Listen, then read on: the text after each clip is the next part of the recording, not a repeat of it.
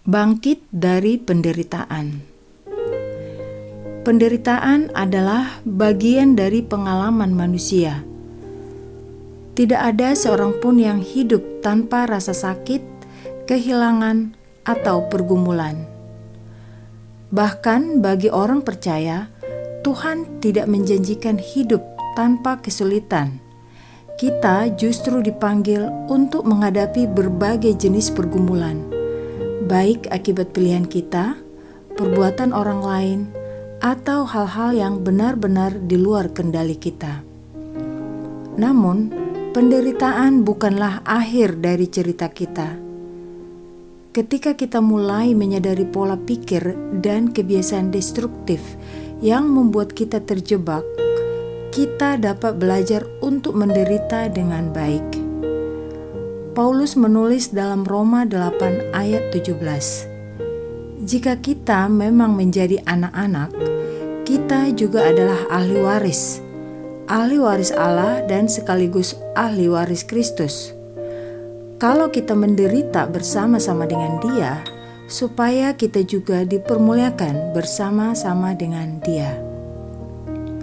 Penderitaan bukan akhir dari cerita kita dan bukan identitas kita. Ini hanyalah bagian dari perjalanan yang bisa membawa kita pada pertumbuhan dan resiliensi atau daya tahan. Saat menghadapi penderitaan, seringkali kita bertanya, "Mengapa ini terjadi padaku?"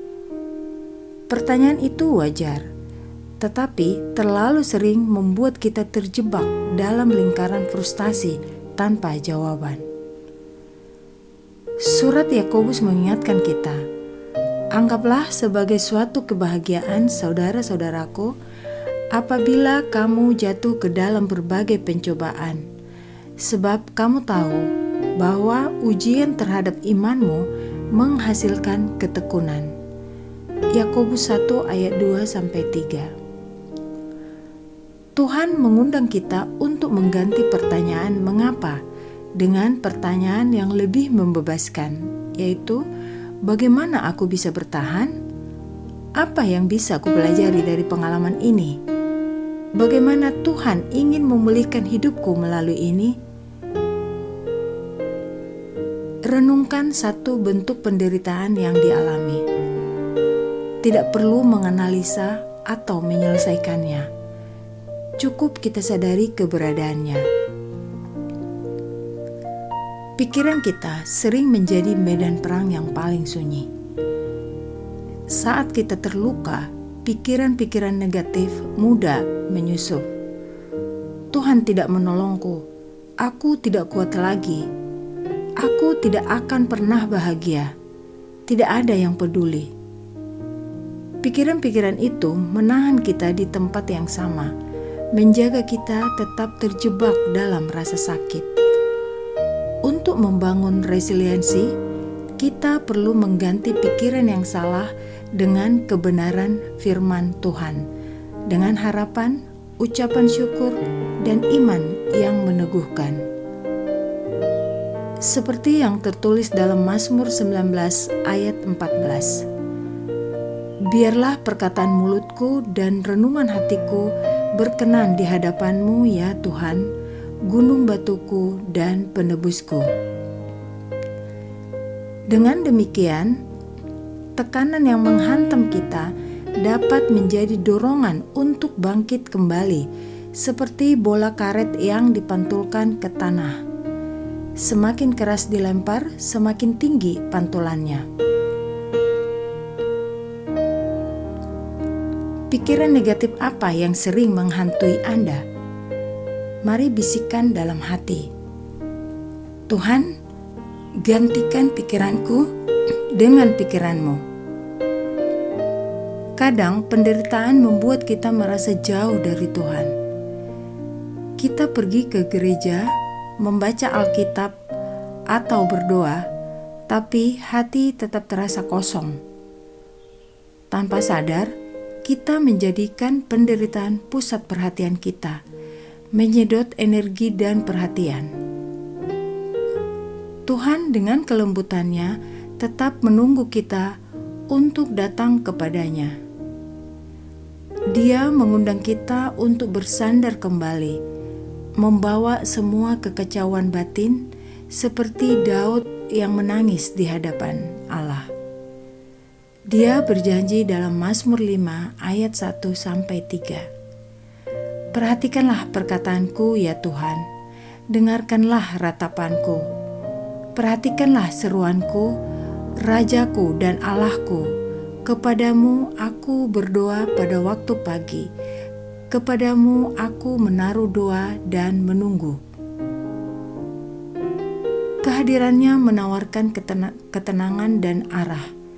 Bahkan ketika segala sesuatu di sekitar kita tampak hancur. Mari kita bayangkan saat kita menghadap Tuhan, menyerahkan semua beban batin kita dan rasakan ketenangannya. Di tengah perjalanan itu, ada satu emosi yang sering kita salah pahami, yaitu kemarahan. Banyak orang merasa bersalah saat marah, takut bahwa kemarahan adalah dosa. Namun Alkitab mengajarkan bahwa marah itu wajar. Yang berdosa adalah ketika marah menguasai kita. Seperti tertulis dalam Efesus 4 ayat 26. Apabila kamu menjadi marah, janganlah kamu berbuat dosa. Janganlah matahari terbenam sebelum kamu berhenti marah. Ketika diarahkan dengan benar, kemarahan bisa menjadi bahan bakar untuk bergerak keluar dari ketidakberdayaan, menolak stagnasi, menyingkirkan kebiasaan destruktif, dan mengambil langkah-langkah untuk memulihkan hidup. Kemarahan yang tepat dapat membantu kita berkata, "Aku tidak mau terjebak lagi," dan mendorong kita menuju kebebasan. Apakah ada area di hidup kita di mana kita perlu berkata, "Cukup, aku tidak mau terjebak lagi"? Pemulihan juga dimulai dari kejujuran dan keterbukaan. Mengakui penderitaan bukan berarti mengulang trauma, tetapi menyebutnya apa adanya. Jika itu kehilangan, sebut kehilangan. Jika itu pengkhianatan, sebut pengkhianatan. Jika itu penyakit atau trauma, akui dengan jujur. Jangan mencari-cari alasan. Jangan mengecilkannya. Jangan pula melebih-lebihkannya. Jadilah jujur. Ungkapkan dampak emosionalnya. Jika kita putus asa, katakan. Jika kita sedih, akui. Jika kita marah, akui. Jika hati hancur, ungkapkan. Jika kita takut, katakan dengan jelas.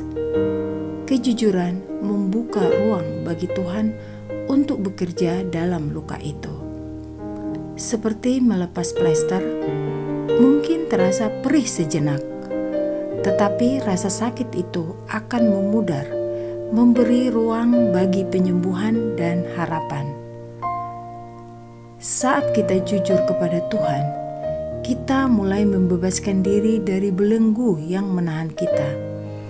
Seperti Daud menulis dalam Mazmur 51, "Ciptakanlah hati yang murni dalam aku, ya Allah, dan perbaharuilah semangat yang teguh dalam aku." Di tengah semua itu, Yesus berdiri dengan tangan terbuka mengundang, "Marilah kepadaku, kamu yang letih lesu dan berbeban berat. Aku akan memberi kelegaan kepadamu." Matius 11 ayat 28. Bayangkan meletakkan semua beban, luka, kepahitan, trauma, rasa bersalah, dan ketakutan di kaki Tuhan. Bayangkan Tuhan mengangkat beban itu, menyerahkannya kepada Bapa, dan kembali kepada kita dengan pelukan penuh kasih yang menjadi tempat beristirahat bagi jiwa kita. Dalam pelukan itu, kita menemukan kelegaan, kekuatan, dan kesempatan untuk bangkit kembali. Penderitaan kita tidak mendefinisikan siapa kita. Luka kita bukan akhir dari kisah kita. Tuhan ingin mengubah penderitaan menjadi sesuatu yang indah, membentuk kita menjadi pribadi yang lebih tangguh, penuh kasih dan bijaksana. Pemulihan tidak harus menunggu kelak di surga. Hari ini, sekarang, kita bisa mulai bangkit. Bersama Tuhan, kita bisa bangkit lebih tinggi daripada saat kita jatuh. Dan melalui perjalanan ini, kita belajar bukan hanya bertahan, tetapi juga berkembang. Setiap luka dapat menjadi awal dari sesuatu yang indah ketika kita menyerahkan diri kepadanya. Tuhan sedang bekerja dalam hidup kita, dan melaluinya kita akan menemukan resiliensi atau daya tahan yang sejati.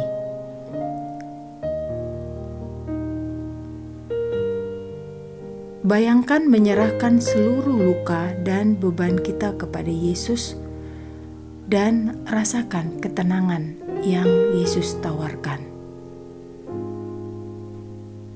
Mari kita berdoa. Tuhan yang penuh kasih, hari ini kami membawa seluruh luka, kelelahan, dan pergumulan kami kepadamu. Kami mengakui rasa sakit, kelemahan, dan kebutuhan kami akan Engkau.